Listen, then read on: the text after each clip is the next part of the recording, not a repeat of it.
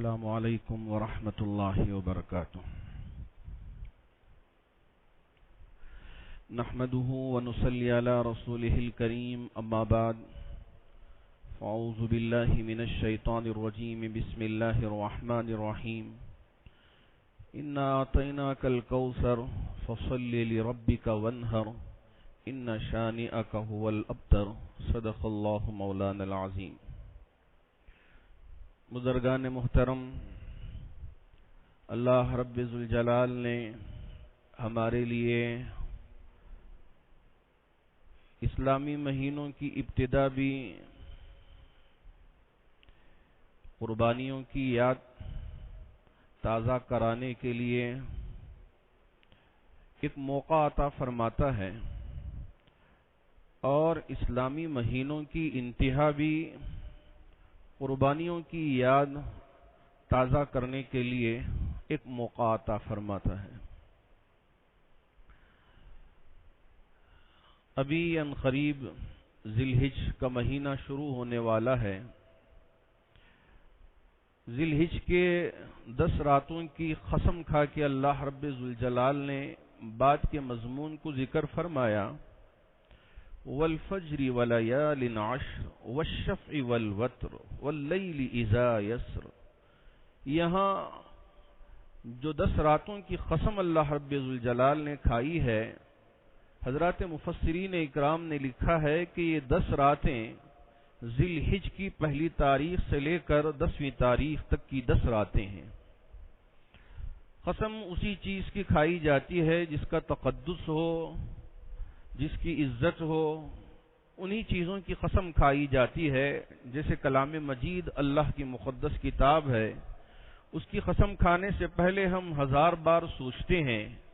کعبۃ اللہ اللہ کا گھر ہے، اس کی قسم کھانے سے پہلے ہم 1000 بار سوچتے ہیں. تو اسی طرح اللہ رب ذوالجلال نے 10 راتوں کی قسم کھا کے یہ واضح فرما دیا کہ یہ راتیں بھی بڑی مقدس راتیں ہیں. ان راتوں میں بھی بندگان مومنین کو چاہیے کہ عبادت کا اہتمام کریں، چونکہ یہ مہینہ قربانی کا مہینہ ہے. اللہ رب ذوالجلال نے میرے آقا صلی اللہ علیہ وسلم کے صدقے میں اس امت مسلمہ کے لیے 2 عیدیں مرحمت فرمائی.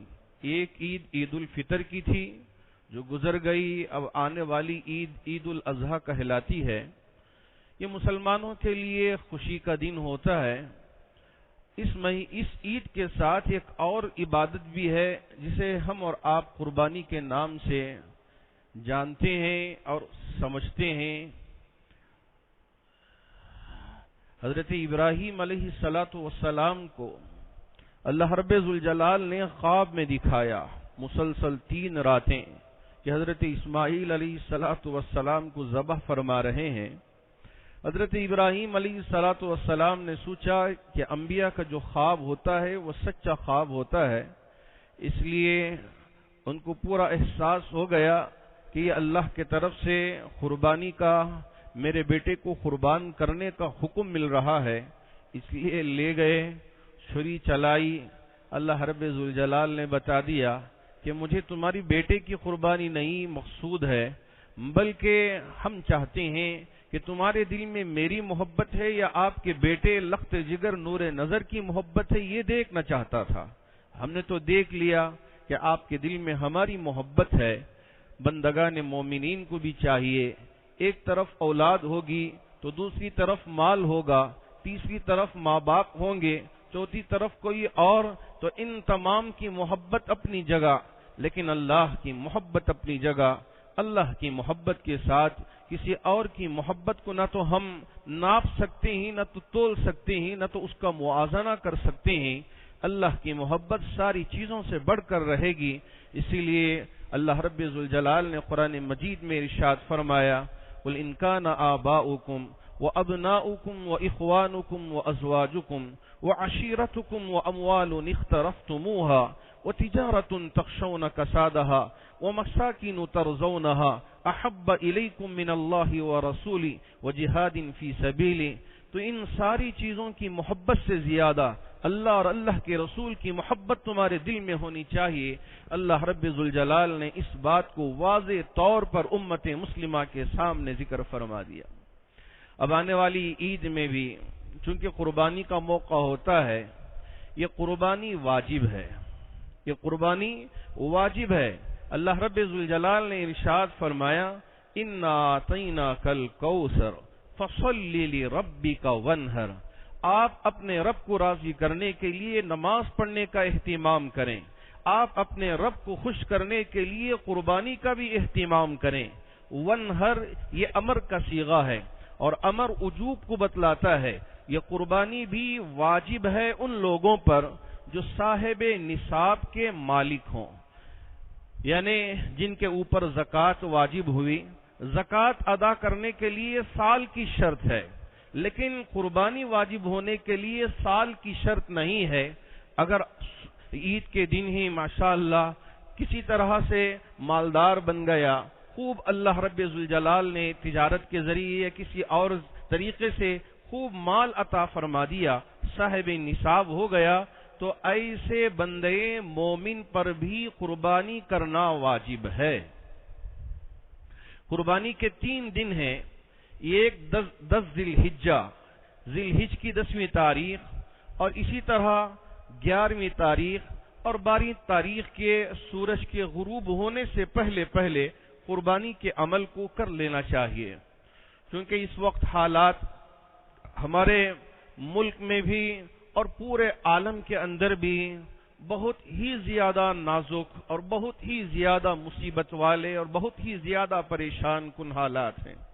اس لیے میں اس بات کی بھی وضاحت کر دینا چاہوں گا کہ اسلام یرید اللہ بکم اليسر ولا یرید بکم العسر، اللہ رب ذوالجلال آسانی چاہتے ہیں، تمہارے لیے مشکل میں ڈالنا نہیں ہے، کیونکہ اس وقت بکروں کا ملنا، جانوروں کا ملنا بہت ہی مشکل ہو چکا ہے۔ جن کے لیے اللہ رب ذوالجلال نے نصیب فرمایا، گئے بازار، وہاں جانور دستیاب تھے، لے کر آئے، بالکل پاکی صفائی کے ساتھ قربانی کے عمل کو انجام دے دیا تو اس کی قربانی ادا ہو جائے گی۔ ایک اور شخص بازار گیا، وہاں جا کر کیا دیکھتا ہے کہ کوئی جانور نہیں ہے، اور پورا شہر دیکھ لیا، وہاں بھی کوئی جانور نہیں ملا، باوجود تلاش کرنے کے، باوجود کوشش کرنے کے اس کے لیے جانور دستیاب نہیں ہوا، تو اب یہ نہ سوچیں ارے میری زندگی کا ایک اچھا اور خوبصورت عمل مجھ سے چھوٹ گیا، اب میں کیسے رہوں، کیسے جیوں، اب اپنے آپ کو مشکل میں ڈال لیا، نہیں کسی بھی طرح میں جانور حاصل کر کے ہی رہوں گا، قربانی کر کے رہوں گا۔ جذبہ اپنی جگہ اچھی چیز ہے، لیکن اپنے آپ کو اتنی مشکل میں ڈالنا اور اپنے آپ کو اتنی پریشانی میں ڈالنا بھی ٹھیک نہیں ہے۔ کوشش حتی المقدور کریں، اگر ممکن ہو تو قربانی کر لیں، اگر نہ ہو تو اسلام یہاں یہ مسئلہ بیان کرتا ہے اور شریعت ہم کو یہ راستہ بتاتی ہے کہ آپ کو ان 3 دنوں میں اگر 3 دنوں میں جانور مل گیا تو آپ اس کے ذریعے اپنے واجب قربانی کو ادا کر لیں، اگر نہ ملیں اور آپ نے جانور بھی خریدا نہیں ہے، اس جانور کی پوری قیمت کو کسی غریب کے لیے یا کئی غریبوں میں صدقے کے طور پہ تقسیم کر دیا جائے۔ ہاں اگر کسی نے جانور خرید کے لا لیا لیکن ان دنوں میں قربانی کر نہیں سکا، یا حکومت کے طرف سے سخت قوانین نافذ ہو گئے، یا یہ ہے کہ حالات اس کے لیے گھر میں بہت بڑی مصیبت آ گئی، ادھر کسی کا انتقال ادھر کسی کا انتقال، اب یہاں میتوں کو رکھ کر اس کی تدفین میں مصروف رہے گا، یا یہ ہے کہ قربانی کا عمل کرے گا، حالات بہت الگ الگ ہیں، اس لیے کہ ہم کو دیکھنے میں مل رہے ہیں صرف 2-4 دنوں میں ہی حالات جو ہم سن رہے ہیں، جسے سن کر بھی ہماری روح کام جاتی ہے۔ اللہ رب ذوالجلال ان حالات سے جلد از جلد اس پوری امت کو اور پوری انسانیت کو نکال لے۔ اب لے کر آیا جانور لیکن قربانی نہیں کر سکا، 3 دن گزر گئے، شریعت اس کے لیے راستہ بتاتی ہے کہ اس پورے جانور کو غریبوں کے لیے تقسیم کر دے۔ قربانی کرتا تو اس کے گوشت کو خود بھی کھا سکتا تھا، قربانی کرتا تو اس کے گوشت کو اپنے رشتہ داروں میں بھی تقسیم کر سکتا تھا، قربانی کرتا تو غریبوں میں بھی تقسیم کر سکتا تھا، لیکن اس نفلی جانور کو اور اس کے پورے جانور کو اب غریبوں کے لیے تقسیم کرنا ہوگا، نہ اپنے لیے استعمال کر سکتا ہے، نہ اپنے مالدار رشتہ داروں کو دے سکتا ہے۔ غریب اگر رشتہ دار ہیں ان کو دینے میں کوئی حرج نہیں ہے، اگر رشتہ دار مالدار ہیں، صاحب نصاب ہیں، ایسے لوگوں کو قربانی کے جانور کا گوشت جو قربانی کے لیے لے کر آیا تھا اس کا گوشت نہیں دے سکتا 3 دن کے گزر جانے کے بعد، مسئلہ بدل جائے گا۔ شریعت نے ہمارے لیے دونوں طرح کے راستے بتا دیے ہیں۔ اگر اللہ نے ہمارے لیے موقع عطا فرمایا ہے تو ہم اپنی قربانی کو خوشی خوشی ادا کریں، اس لیے کہ حدیثوں میں قربانی کرنے کے لیے بڑی بشارتیں سنائی گئی ہیں۔ اللہ کے رسول علیہ الصلوۃ والسلام نے حضرت بیوی فاطمہ الزہرا رضی اللہ تعالی عنہا سے اور اما عائشہ صدیقہ رضی اللہ تعالی عنہا سے 2 الگ الگ حدیثوں میں ذکر فرمایا ہے۔ ایک مرتبہ اما عائشہ صدیقہ رضی اللہ تعالی عنہا کا قربانی کا جانور ذبح کیا جا رہا تھا۔ اما عائشہ صدیقہ رضی اللہ تعالی عنہا اندر آرام فرما رہی تھیں۔ اللہ کے رسول علیہ الصلوۃ والسلام نے فرمایا، یا عائشہ، اے عائشہ اٹھو اٹھو، تمہارے جانور کی قربانی ہو رہی ہے، تمہارے جانور کو ذبح کیا جا رہا ہے۔ تمہیں پتہ ہے کہ تمہارے جانور جو قربانی کا جو جانور ہے اس کا خون کا قطرہ ابھی زمین پہ گر نہیں پاتا، اللہ رب ذوالجلال تمہارے گناہوں کو بخش دیتے ہیں، تمہارے گناہوں کو معاف فرما دیتے ہیں۔ اور وعید میں بھی اللہ کے رسول علیہ الصلوۃ والسلام نے ارشاد فرمایا تھا کہ وہ احباب جن کو استطاعت ہو، جن کو طاقت ہو، صاحب نصاب ہو، مالدار ہو، اور ان کے لیے قربانی کرنا ممکن بھی ہو، باوجود اس کے انہوں نے قربانی ادا نہیں کیا، قربانی کا عمل نہیں کیا، آپ علیہ الصلوۃ والسلام نے فرمایا ایسے لوگ ہمارے عیدگاہ میں حاضر نہ ہوں، ایسے لوگ ہمارے عیدگاہ میں حاضر نہ ہوں۔ یہ وعید بھی آپ نے ذکر فرمایا اور یہ خوشخبری بھی آپ نے یہاں بیان فرمایا۔ قربانی کا عمل بڑا ہی محبوب عمل ہے۔ اگر اللہ رب ذوالجلال نے ہمارے لیے موقع عطا فرمایا اور ہمارے لیے سہولتیں ہیں اور ہم آسانی سے قربانی ادا کر سکتے ہوں تو ہم قربانی کے عمل کو ضرور انجام دیں۔ ہاں، یہ نہیں ہے کہ ہم لے کے آئیں جانور کو اور اسے ذبح کرنے کے بعد اس کے خون کو ایک جگہ ڈال دیں اور اس کی غلاظت کو ایک جگہ ڈال دیں اور پھیلا کے بدبو پیدا کریں۔ اسلام کبھی ہم کو اس بات کی اجازت نہیں دیتا۔ جہاں ہم قربانی کا عمل کرتے ہیں وہیں پاکی صفائی کا بھی ہم کو خاص خیال رکھنا چاہیے۔ اگر ان ساری چیزوں پہ عمل کر کے ہم قربانی کر سکتے ہیں تو قربانی کے عمل کو انجام دیں۔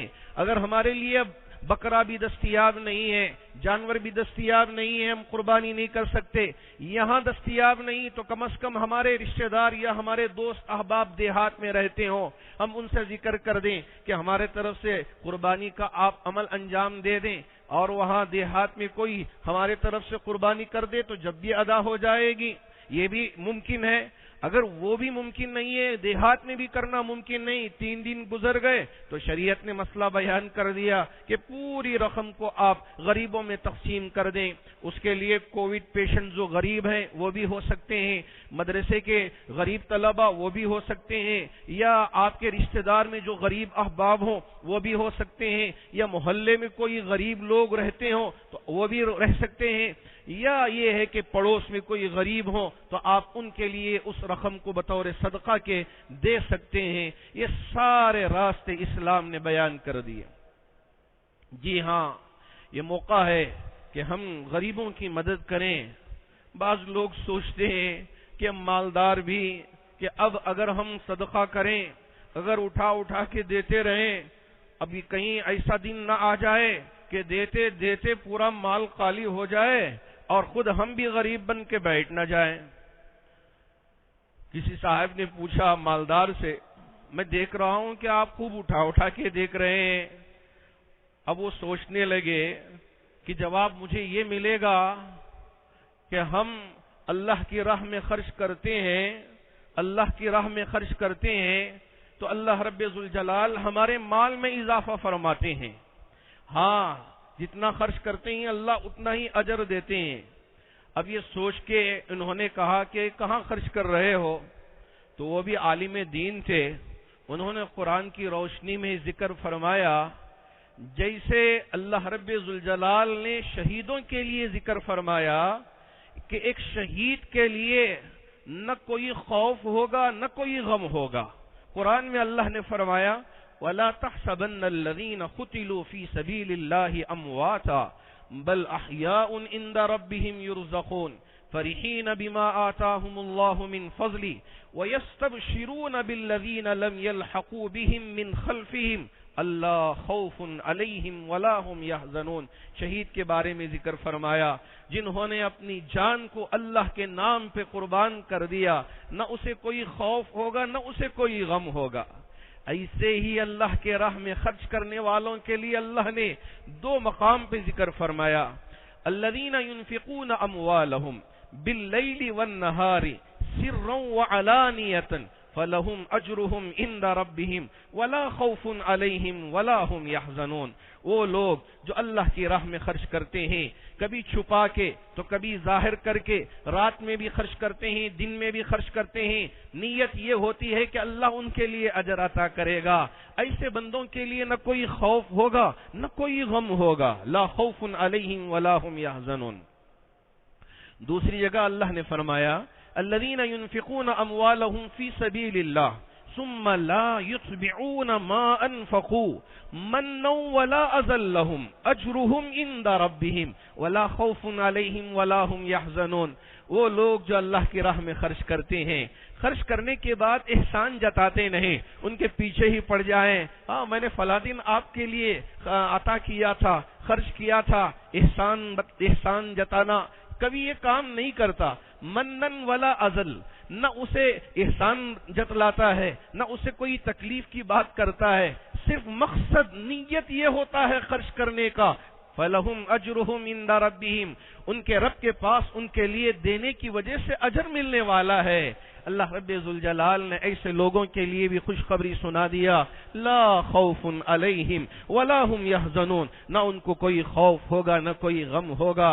اللہ کے راہ میں خرچ کرنے والے وہ مالدار بہت ہی خوش نصیب ہیں۔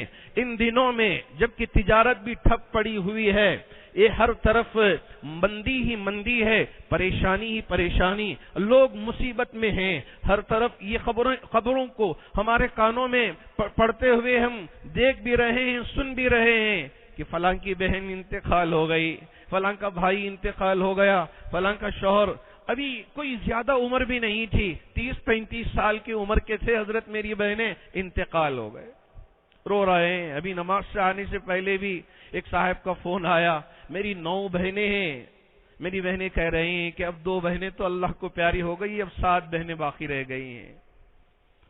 کیا عمر، کوئی لمبی عمر بھی نہیں، وہ تو ایک ہی بھائی تھا 9 بہنوں کا، باپ کا تو پہلے ہی انتقال ہو گیا تھا، اب ایک بھائی اپنی بہنوں کا نکاح کا سارا انتظام کر کے ایک اچھی زندگی ہونے کے بعد بیچارہ اب تھوڑا سا کیا خوشی کر رہا تھا اور اللہ کا شکر کیا بجا لا رہا تھا، 2 بہنیں دنیا سے رخصت ہو گئی، 30-35 سال کی عمر کے ہوں گے، ابھی چھوٹی چھوٹی بچیاں بھی ہیں۔ اللہ رب ذوالجلال ان تمام لوگوں کے لیے صبر عطا فرمائے، جو بہنیں انتقال ہو گئیں ان کی مغفرت کے فیصلے فرمائے۔ اللہ رب ذوالجلال ہر گھر میں صبر، سکون، اطمینان کی زندگی عطا فرمائے، ہر قسم کی بیماریوں سے محفوظ فرمائے۔ ہاں، دینے والوں کے لیے بھی اللہ نے خوشخبری سنائی ہے۔ اللہ رب ذوالجلال جن کو مال عطا کیا ہے، اللہ ان کو دل بھی عطا کرے، ان کو جذبہ بھی عطا کرے۔ فَلَهُمْ أَجْرُهُمْ عِنْدَ رَبِّهِمْ وَلَا خَوْفٌ عَلَيْهِمْ وَلَا هُمْ يَحْزَنُونَ، کہ اللہ خوب ان کے لیے اجر ہی اجر عطا فرمائے۔ میں اس وقت تمام احباب جن تک میری آواز پہنچ رہی ہے ان تک یہ پیغام پہنچانا چاہوں گا، جامع مسجد ٹرسٹ کی طرف سے گزارش کرنا چاہوں گا، وہ احباب جن کو اللہ نے مال عطا کیا ہے، موقع ہے کہ ہم خود اپنے طور پہ آگے بڑھ کر ہی جامع مسجد ٹرسٹ کے اکاؤنٹ کا معلوم کر کے آپ اپنی مدد پہنچائیں۔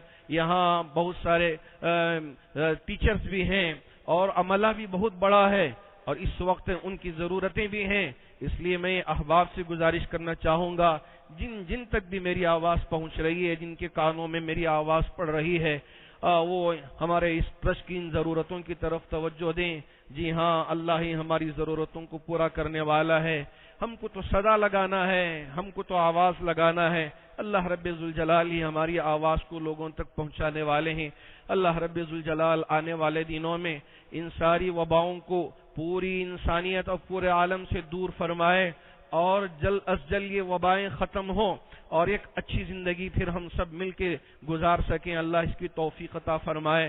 جو بیمار ہیں انہیں شفا عطا فرمائے، جو پریشان حال ہیں ان کی پریشانیوں کو دور فرمائے، جو قرض میں مبتلا ہے اللہ رب ذوالجلال ان سب کو قرض سے نجات عطا فرمائے، جو اس وقت مختلف مصیبتوں میں پریشانیوں میں الجھے ہوئے ہیں اللہ رب ذوالجلال ان تمام کی پریشانیوں کو دور فرمائے، ان کی زندگیوں میں سکون عطا فرمائے، اور جن کے رشتہ دار دنیا سے رخصت ہو چکے ہیں تمام مرحومین کی بال بال مغفرت فرمائے، پسماندگان کو صبر جمیل عطا فرمائے۔ آمین وآخر دعوانا ان الحمدللہ رب العالمین۔